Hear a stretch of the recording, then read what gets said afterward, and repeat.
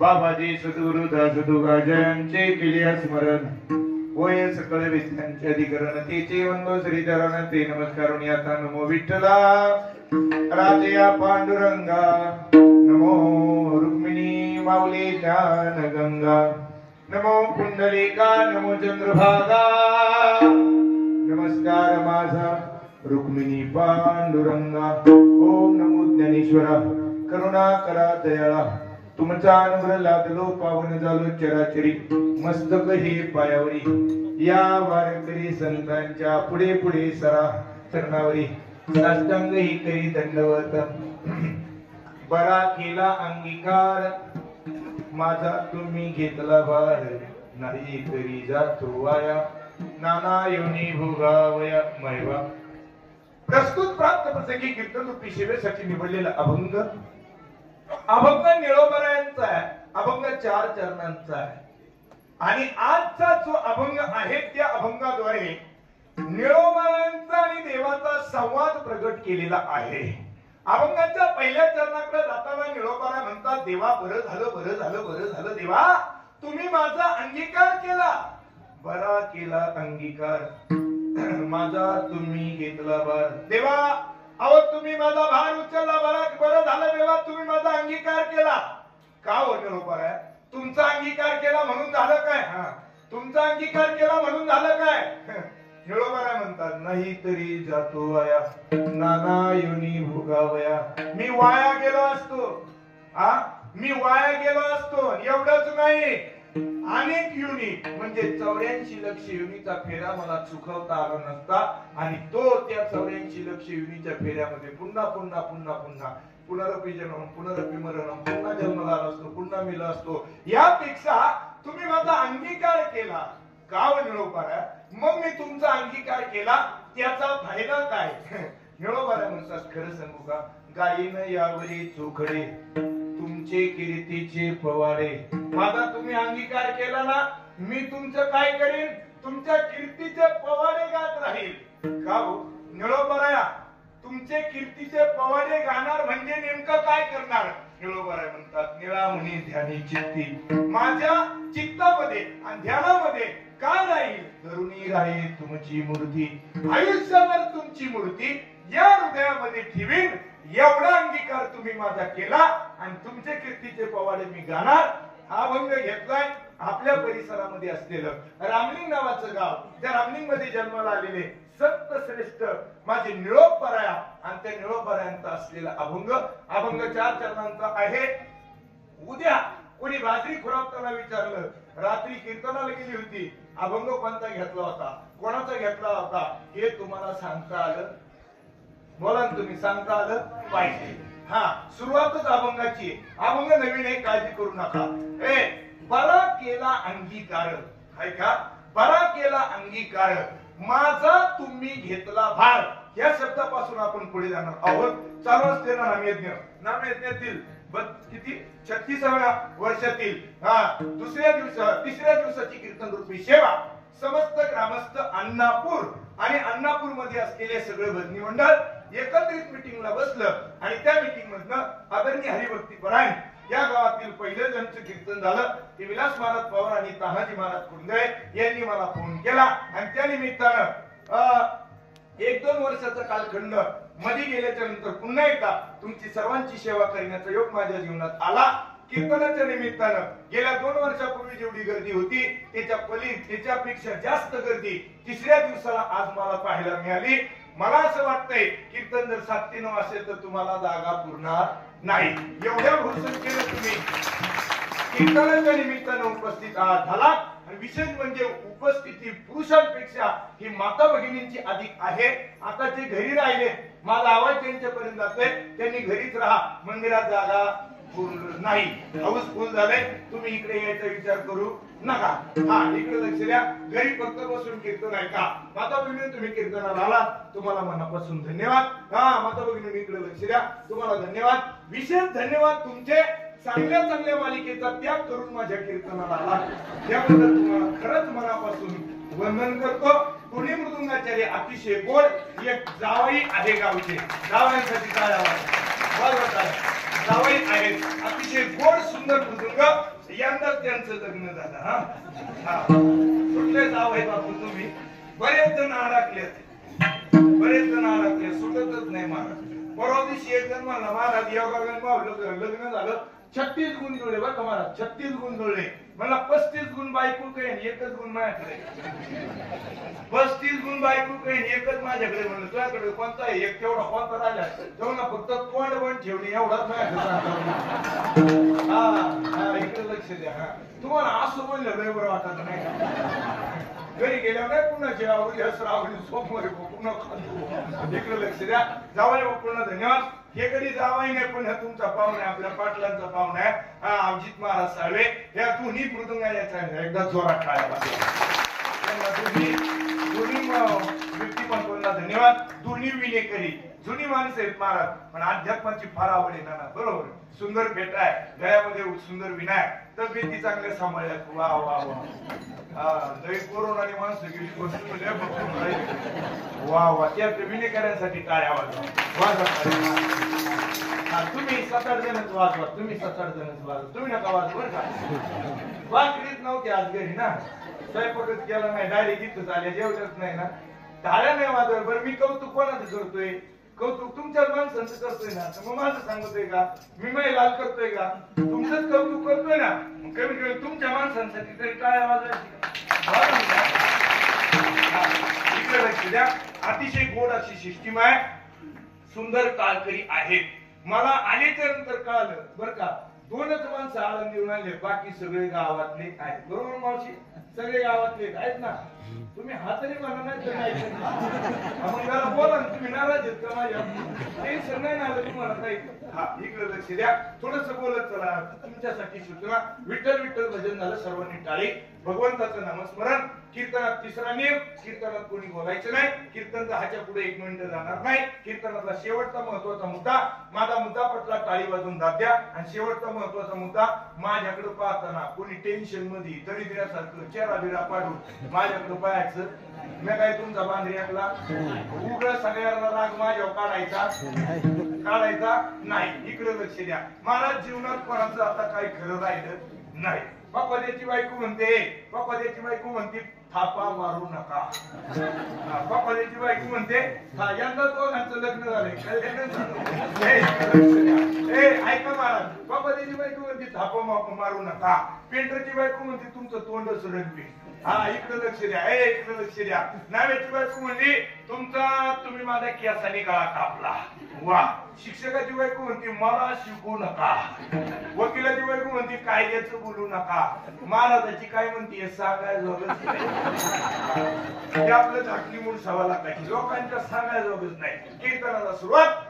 फक्त कीर्तनात तुम्ही एक गोष्ट करायची, तेवढ्या गोष्टी कीर्तन होईल तुम्ही साथ दिली तर. बर का? कोणताही मुद्दा मी प्रश्न विचारला का तुम्ही फक्त माना हलवायचा. काय अडचण आहे तुम्हाला? एवढं काय अडचण आहे का? हा फक्त एक तुम्ही हा म्हणायचं नाही म्हणायचं नाही, फक्त माना हलवायचा. मी म्हणून हा तो माझ्यासारखेच म्हणले बरं का. हा कीर्तनाला सुरुवात. कीर्तनाचा पहिला मुद्दा आहे. कीर्तनामध्ये जो अभंग आहे तो आपल्या तालुक्यामध्ये जन्माला आलेले संत निळोबारायांचा, हे वारकरी संप्रदायातले शेवटचे संत आपल्या तालुक्यामध्ये ऐका महाराज, वारकरी परंपरेमध्ये बसलेले दुसरे संत केंदूरचे संत कान्होराज महाराज पाठक, अशी वारकरी संप्रदायाची तालुक्याला असलेली फार मोठी परंपरा.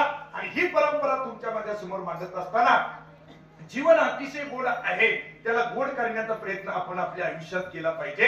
पहिलं कीर्तनातलं वाक्य घरी घेऊन जा. निळोबारांबद्दल बोलतोय. पहिलं कीर्तनाचं वाक्य घरी घेऊन जा, कीर्तनाचं वाक्य ऐकण्यासारखं आहे. महाराज चंदनाच्या झाडाला, ऐकलं ना तुम्ही, चंदनाच्या झाडाला किती विषारी सापाने विळखा घातला ना, महाराज नीट ऐका, चंदनाच्या झाडाला किती विषारी सापाने विळखा घातला ना, म्हणून चंदनाचा सुगंध कधी कमी होत नाही.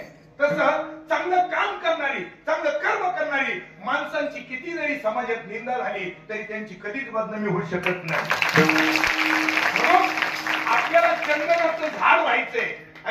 असे किती विषारी साप आपल्या आयुष्यात येऊ द्या, त्यांनी आपल्या आयुष्यात काहीच फरक होणार नाही. फक्त आपण चंदनाचं झाड झालं पाहिजे. चला, निळोबाला चंदनाचे झाड झाले.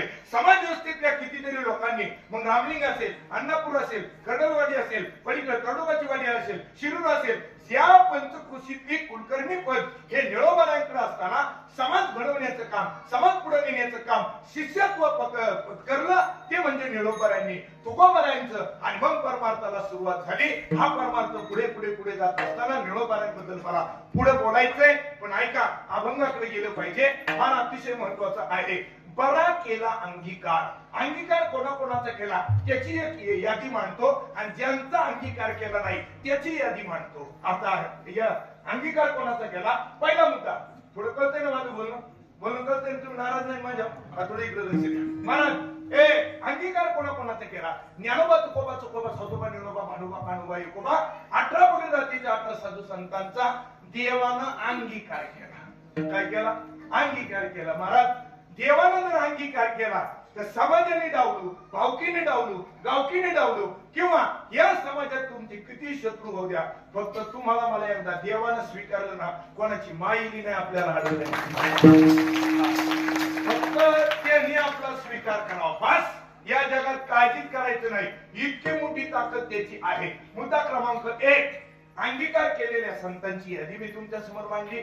आता त्याचा अंगीकार केला नाही, ज्याला बाजूला काढला, त्या यादीत पहिलं नाव दुर्योधन. कोणाचं नाव पहिलं?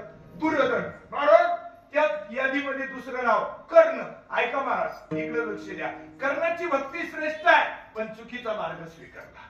आयुष्यामध्ये आपली संगत फार महत्वाची. जी माणसं मोठी झाली पण संगती चुकली ती मार खाल्ली. महाराज तिथं मार खाल्ला. म्हणून संगत फार महत्वाची. म्हणून मी एक वाक्य कीर्तनाच्या निमित्ताने जबाबदारीने बोलतो. आयुष्यामध्ये पंगत चुकली तर एक वेळचं जेवण चुकेल, पण संगत चुकली तर आयुष्याचं मातेर होईल. लक्षात ठेवा. संगत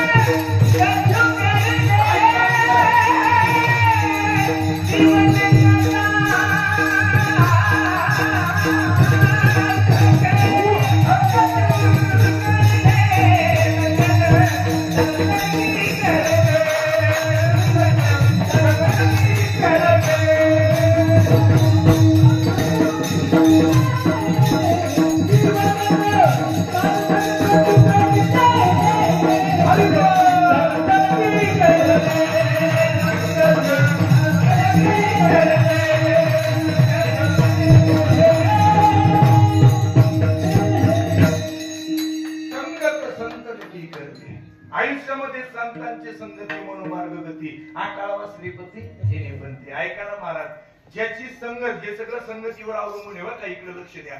आणि संगत चुकली काय आयुष्याचं मातेर झालं. हा चला पुढे. मुद्दा क्रमांक 2, महाराज निळोबारांची संगत. मी दुर्योधनाबद्दल बोलत होतो, मी कर्णाबद्दल बोलत होतो. हे सगळे मंडळी विद्वान आहेत, नाही असं नाही. ही सगळी मंडळी दादा विद्वानच होती, पण विद्वान असू देखील त्यांची संगत चुकली. मग विद्वान माणूस संगतीनं फसला जातो. यातलं दुर्योधनाचं पहिलं उदाहरण. चला पुढे पुढे जायचंय बरं का. जी ज्यांचा अंगीकार केला नाही त्यांची उदाहरणं मी सांगतोय. हिरण्यकशिपू त्यातलीच एक, त्यातल्याच यादीतला एक एक छोटी छोटी यादी आहे, जरा समजून घ्या. आता दुर्योधनाकडे जात असताना महाराज बरा केला अंगीकार या विषयावरती बोलतोय. ज्यांचा अंगीकार केला नाही ते, आणि ज्यांचा अंगीकार केला ते, दोनच मुद्दे आपल्याला कीर्तनात पाहिजे. मग देवानं आपल्याला अंगीकारलं असेल तर समजायचं, ऐका, अंगीकार केला निळोबारांचा आणि बाजूला केलंय ते दुर्योधनाला. महाराज दुर्योधनासारखी शक्ती, दुर्योधनासारखी प्रॉपर्टी आणि दुर्योधनासारखी माणसं कोणाकडेच नव्हती. भगवान श्रीकृष्ण निद्रावस्थेत ते झोपलेले आहेत. पायाजवळ दुर्योधन येऊन बसला आणि डोक्याजवळ अर्जुन येऊन बसला. महाराज आता झोपेतून उठल्याच्या नंतर भगवान श्रीकृष्ण असे उठले, पाहतो तर काय पायाजवळ दुर्योधन दिसला, भगवान श्रीकृष्णाला अर्जुन दिसला नाही. अर्जुन दिसला नाही, पहिला दुर्योधन दिसला आणि दुर्योधनाला पाहिलं. हे बोल नका, दुर्योधनाला पाहिलं आणि दुर्योधनाला पाहिल्याच्या नंतर दुर्योधना एवढ्या सकाळी सकाळी इकडे येण्याचं काय रे काम? दुर्योधन म्हणले, खरं सांगू का देवा, परवा दिवशी कौरव आणि पांडवांच्या युद्धाला सुरुवात होणार आहे आणि त्या युद्धामध्ये मला तुमची मदत हवी आहे. भगवान श्रीकृष्ण म्हणतात, काय मदत हवी आहे? ते म्हणले, तुमचं सैन्य मला हवंय. वा, सैन्य म्हणल्याच्या नंतर भगवान श्रीकृष्ण म्हणले, ओके चला, दुर्योधनाला माझं सगळं सैन्य मी समर्पित करतो. दुर्योधन मागायला आला आणि मागायला आल्याच्या नंतर त्याला काय द्यायचं नाही. हा, इकडे लक्ष द्या, त्याला काय द्यायचं नाही. तसंच तू म्हणले, बरोबर आहे, सगळं सैन्य तुझ्या पाठीशी उभं राहील. माग हसलाय तो अर्जुन. अर्जुन हसायला लागला. आता ऐका ना महाराज, इथं दुर्योधनाला एवढं सगळं सैन्य दिलं आणि आनंद दुर्योधनापेक्षा जास्त झाला तो अर्जुनाला झाला. नीट ऐका बरं का, जास्त झाला आनंद तो अर्जुनाला झाला. मग दुर्योधन उठून गेला, पाठीमाग ओळून पाहिलं, तो अर्जुन मोठ्या मोठ्यानेच हसायला लागला. अर्जुनाकडे पाहिलं, वा वा वा वा, काय झालं अर्जुना? अर्जुना काय झालं? इकडे लक्ष द्या. भगवान परमात्म्याकडे हात जोडले. अर्जुन म्हणतात, खरं सांगू का कृष्णा, आज मी खूप आनंदित आहे. अरे काय आनंद आहे? परवा दिवशी कौरव आणि पांडवांच्या युद्धाला सुरुवात होणार आहे आणि तू म्हणतो मी आनंदी आहे, मी आनंदी आहे. मग आनंद कशाचा आहे? खरं सांगू का देवा, मला आनंद एका गोष्टीचा आहे. दुर्योधन मागायला आला, त्याला तू सैन्य दिलं, त्याने सैन्य मागितलं. देवा, बरं झालं तुला मागितलं नाही, आता तू त्याला सैन्य दिलंय ना, सगळं सैन्य त्याच्या पाठीमागे उभं कर. हे ऐक ना, आपल्या पाठीमागं किती माणसे, त्यापेक्षा आहे ती किती प्रामाणिक आहे. फार मत नाही तर महाराज खायला दही येत, बटन दाबाय कोणी येत नाही. बट जी खाते ती बटन दाबाय नसते. माणसं विचित्र झाली. काय गॅरंटी, काय सांगते माणसं काय बोलतील याची गॅरंटीच नाही. परवा दिवशी मी सकाळी दसक्रियाला गेलो. दसक्रिया वड्याला होती. वड्याला नदीला दसक्रिया असती काय, ती काही कुठं मंदिरात नसती. वड्याला दसक्रिया होती, त्या वड्याच्या कडेला दर होतं. हा, इकडे लक्ष द्या, लोकांचं फार मारतात, अजिबात चित्त नाही. आणि लोक म्हणतात आम्ही लय सुधारलो, आम्ही लय सुधारलो. आता त्या वड्याला जाऊन कसं काही लवकर बसायचं. 7:30ला गेलो, 8 वाजता दसक्रिया. 7:30 वाजता एक जणाच्या वड्याच्याच बाजूला असं घर होतं, त्याच्या घरासमोर गाडी नेऊन उभी केली आणि गाडीतून उतरलो. म्हणलं, आहेत का दादा? त्यांची मंडळी म्हणली, घरात आहेत. घरात म्हणलं, मी वाटेवर गेलो. म्हणलं, दादा आहेत का? काय चाललंय? ते असं गणगोळी उगळीत होतं. म्हणलं, आहेत का दादा? ते म्हणलं, आहेत. म्हणलं, काय चाललंय? उरकितो ना. म्हणजे उरकितो, पूजा करीत होतो, उरकितो. मी रोजाने लावला होता. काय काय गणगोळी उगळीत होत आणि मला बसा बसा बसा बसा, बरं झालं तुमचे पाय आमच्या घराला लागले, आता आमचं लय चांगलं होईल. म्हणलं, तुला कोण म्हणलं आमचे पाय लागले? लोकांनी काय गैरसमज करून घेतलाय, ते काही कळत नाही आमच्याबद्दल. आमचे पाय लागल्यावर जर लोकांचं चांगलं झालं असतं तर आम्ही काय गाव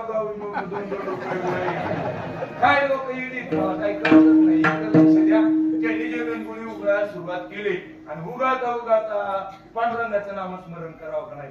घे टिपका. महाराज, बावकीनी पाठीव मारावा पण पोटाव नाही मारावा. काय सांगू महाराज, लय वाईट दिवस आले. फार सगळं गळ्यापर्यंत आलं महाराज. काय सांगू तुम्हाला, कानाने ऐकावा आणि ह्या कानाने सोडून द्यावा.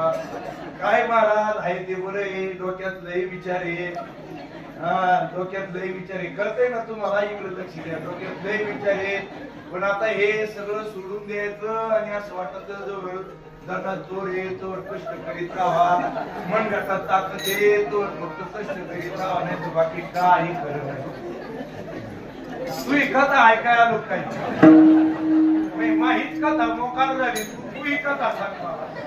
देवाचं स्नान चाललंय, तू म्हणतो बावकीने मला असं केलं, गावकीने मला असं केलं. तू पूजा करतोच का? जे पूजाचं ताट घेतलं, जे फेकून दिलं, हे डायरेक्ट तुळशी वृंदावनामध्ये ताट म्हणलं पूजा झाली. आणि इकडे लक्ष द्या, ऐका ना मला, चित्त नाही नामी तरी ते.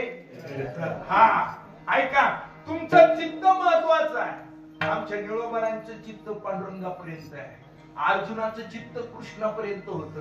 ऐका ना, अर्जुन म्हणतोय, देवा मला आनंद याचा झाला, कोणी जरी माझ्या बरोबर नसली ना, फक्त तू माझ्या बरोबर राहा बस. या जगात 100 बरोबर घेऊन फिरण्यापेक्षा एक असा बरोबर फिरा की तो 100 जणांना भारी पडला पाहिजे. तेरे वीर जीवा सुख नये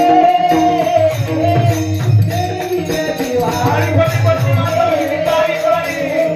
तेरे वीर जीवा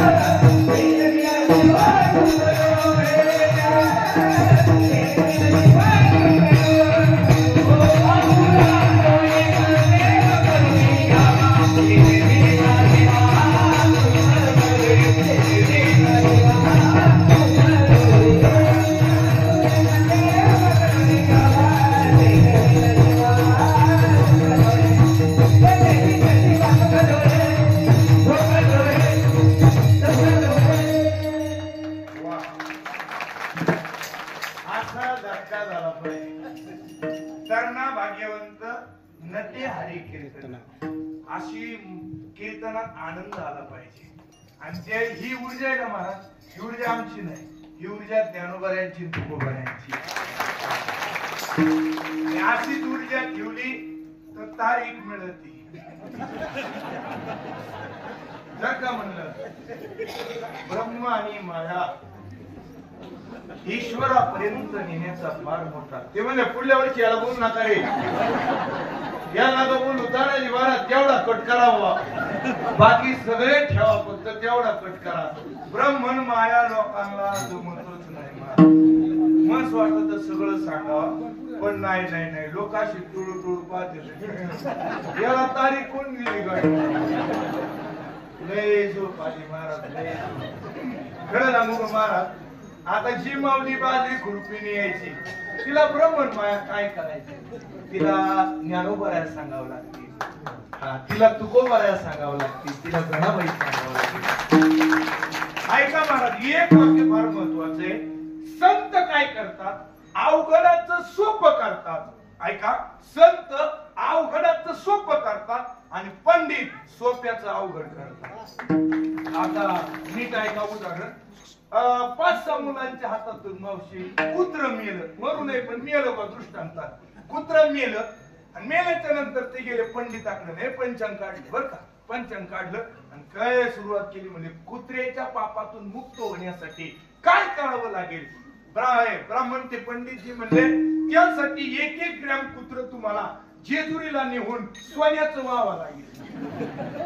पोरं म्हणले कुत्र लय लांब गेलं, सोनं काही साधं माग झालंय का? पुढून बुद्धी आली याच्या काही यायला.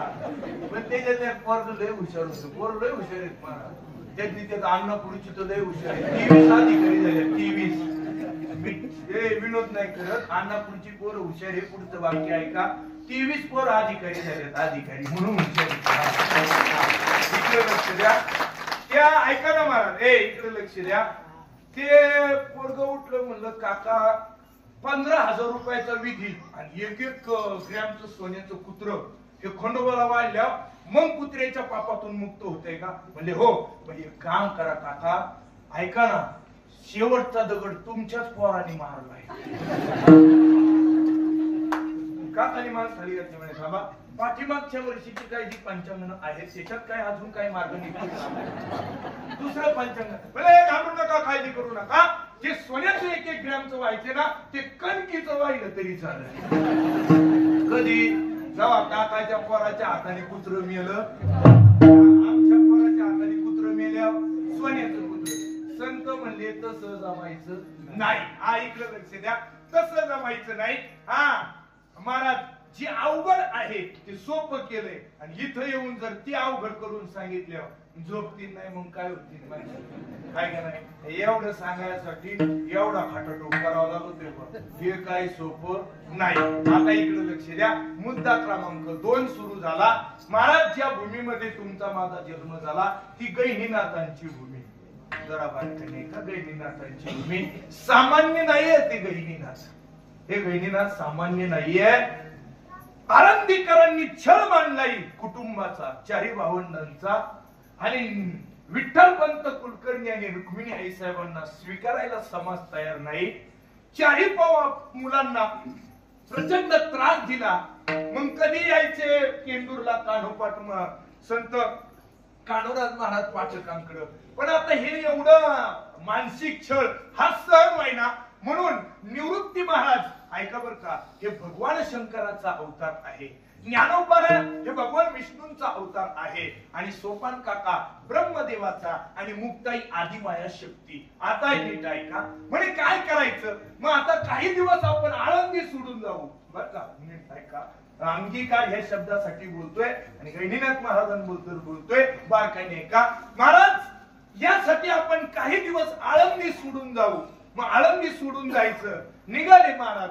सिद्ध बेटातून निघाले. सकाळी सकाळी सूर्य उगवायच्या अगोदरच पलायन केलं आणि सिद्ध बेटातून निघाल्याच्या नंतर पहिलं चाकण गाव लागलं. चाकण वरून जाता जाता जाता जाता घोडेगाव वरून भीमाशंकर मध्ये हे कुटुंब पोहोचलं. ऐका बरं का. बारीक कथा ऐका. फार सुंदर कथा आहे. मी गहिनीनाथाबद्दल तुमच्याबद्दल गहिनीनाथ महाराजांबद्दल तुमच्या समोर बोलतोय. बरा केला अंगीकार. मी विषयांतर करणार नाही. कधी ना ऐकलेलं तुमच्या समोर मांडण्याचा प्रयत्न करतोय. भीमाशंकरला जाऊन विठ्ठलपंत कुलकर्णी रुक्मिणी साहेब ज्ञानोबा निवृत्तीनाथ महाराज ज्ञानोबा सोपान काका मुक्ताई या सगळ्या कुटुंबाने दर्शन घेतलं. आपल्याला 12 ज्योतिर्लिंगांपैकी असलेल्या ज्योतिर्लिंगाला जायचं ते म्हणजे त्र्यंबकला जायचं. ऐका बरं का. त्र्यंबकला जायचं. भीमाशंकर वरून निघाले. नाशिक मार्गे पुन्हा त्र्यंबकला जाऊन पोहोचले आणि पोहोचल्याच्या नंतर महाराज आज जे सगळं त्र्यंबकेश्वर दिसतंय ते तसं नव्हतं. ब्रह्मगिरी पर्वत पूर्ण जंगल होतं. त्या जंगलातून कसा मार्ग काढायचा. आणि मुक्ताई 2.5 वर्षाची. ऐका बरं का. मुक्ताई 2.5 वर्षाची आहे. 2.5 वर्षाची मुक्ताई घेऊन ब्रह्मगिरीची प्रदक्षिणा करणं हे सोपं नव्हतं. मग करायचं काय.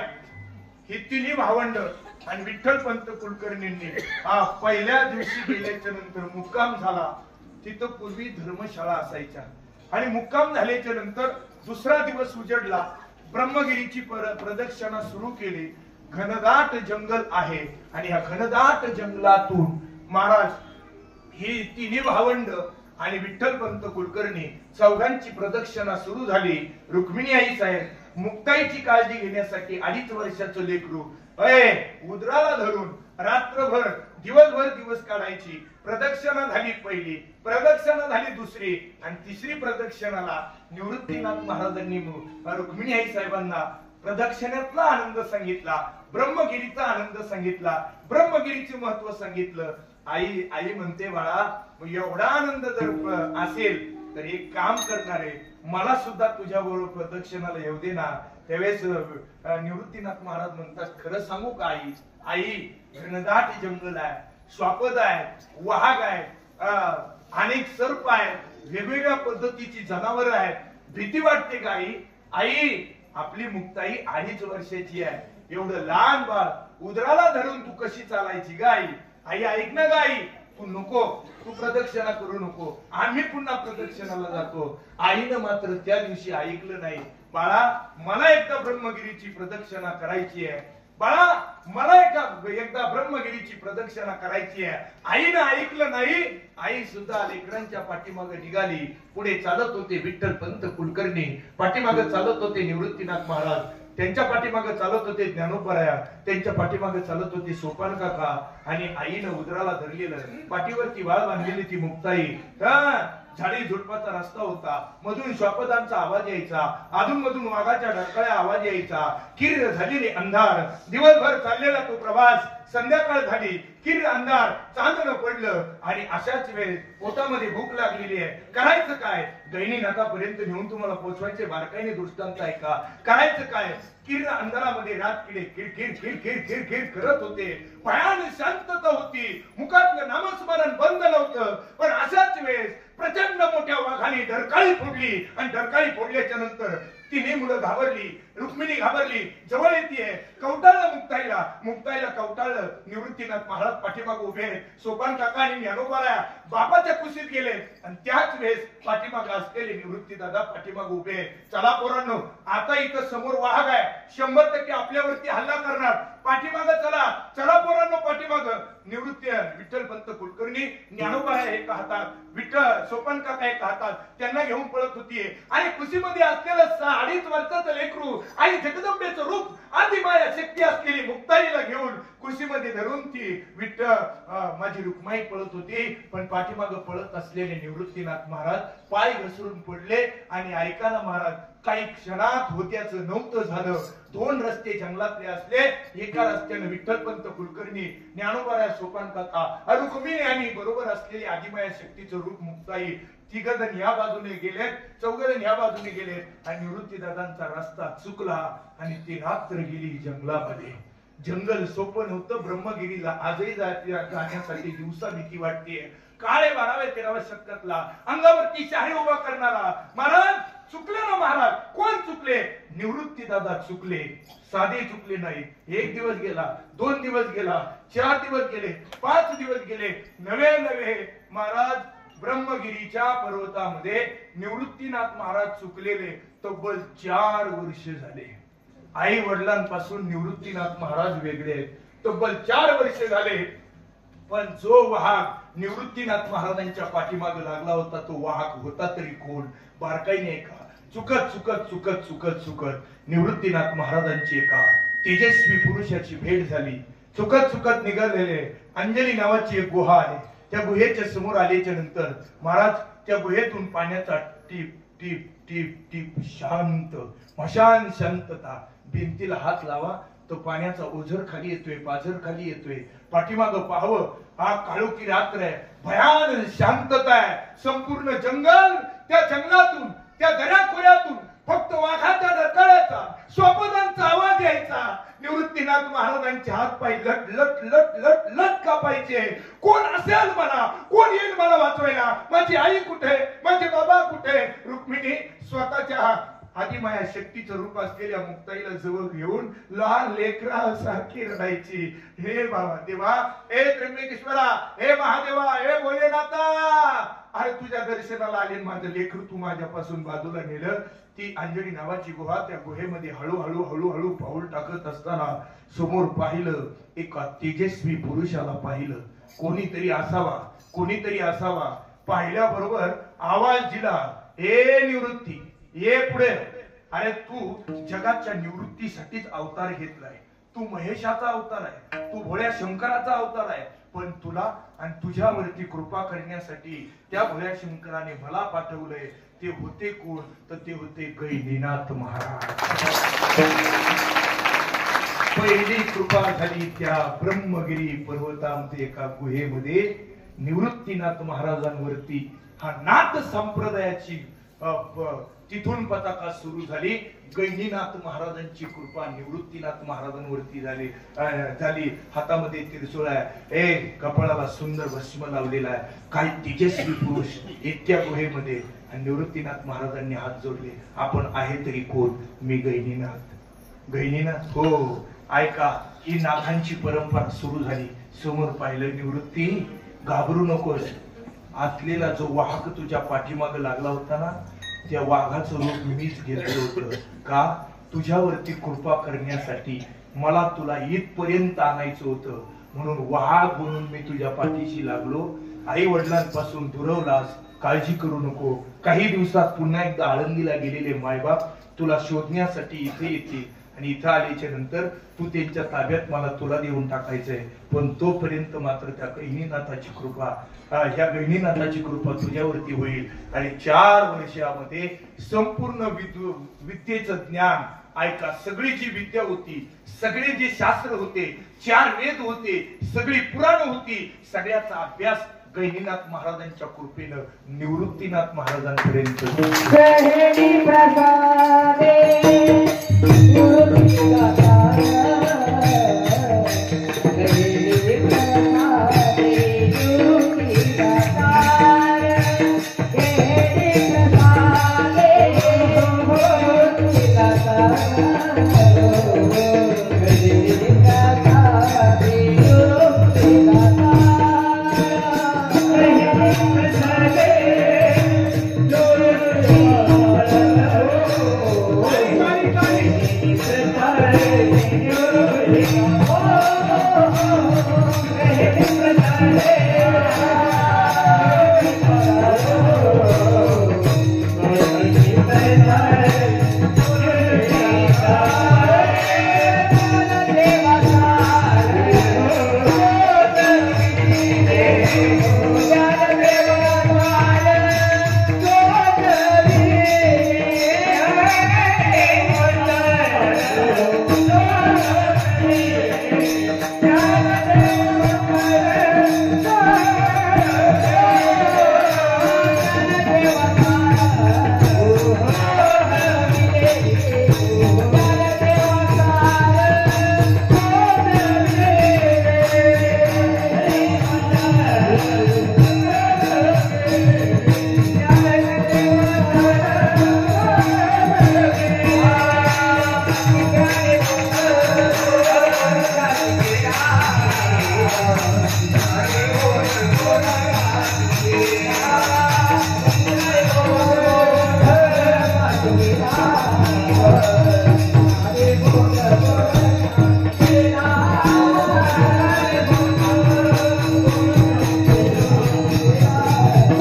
प्रसादे निवृत्तीनाथा, गहिनी प्रसादे निवृत्तीनाथा. ऐका महाराज, हे गहिनीनाथ महाराजांची ही परंपरा निवृत्तीनाथ महाराज ज्ञानोबरायांपर्यंत आली, म्हणून तुम्हाला सांगतो गहिनीनाथ महाराजांच्या कृपेनंच निवृत्तीनाथ महाराजांच्या कृपेनं ज्ञानोबराया आणि ती ज्ञानेश्वरी नेवाशाला तयार झाली.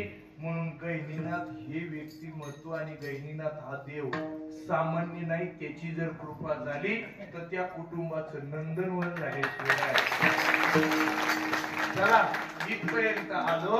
अहो ऐका ना, निळोबारायांनी समाधी व्यवस्थेकडे पाहिलं, कोणाकोणाचा अंगीकार केला, दंडवत घातलं, देवा अंगीकार केला. ऐका ना महाराज, पत्नीनं पतीचा अंगीकार करावा, शिष्यानं गुरुचा अंगीकार करावा.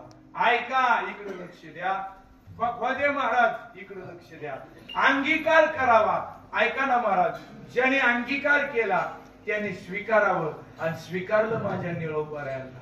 पण बऱ्याच कुटुंबामध्ये पत्नीनं पतीचा अंगीकार केला नाही आणि त्याच्यामुळं कवा त्यांचं जमलं नाही. त्याला भेटायला गेलो होतो महाराज, त्याचा पाय मोडला होता, पाय, आणि त्याच्या शेजारी दुसरं पेशंट आणून ठेवलं होतं, त्याचे 2 पाय मोडले होते.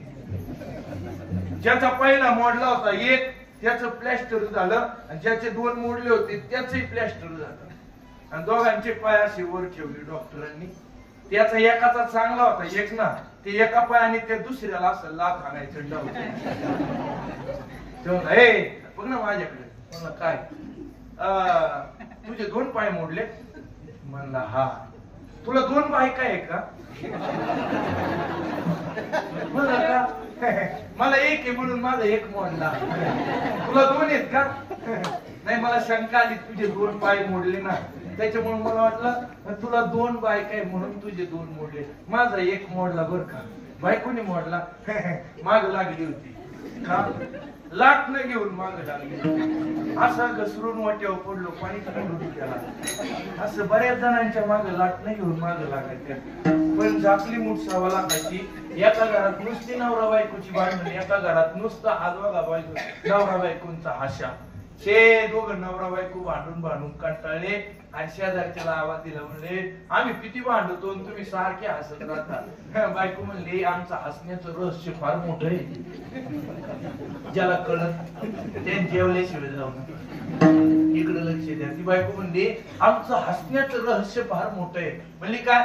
मी जर लाटणं फेकून मारलं आणि त्यांनी जर हुकवलं तर ते हसतात, आणि त्यांनी जर फेकून मारलं मी जर हुकवलं तर मी हसते. दोघे हसत राहतो म्हणजे आम्ही दोघे भांडत. वा असं आहे संसारात. अंगीकार नाही केला का असे दुःख निवडतात. निळोबाला म्हणतात गहिनीनाथ महाराजांनी, निवृत्तीनाथ महाराजांनी जसा गहिनीनाथ महाराजांचा आणि गहिनीनाथ महाराजांनी जसा निवृत्तीनाथ महाराजांचा अंगीकार केला तेव्हा आनंद झाला. माझा सुद्धा तू अंगीकार केला. अभंगाचं पहिलं मला केला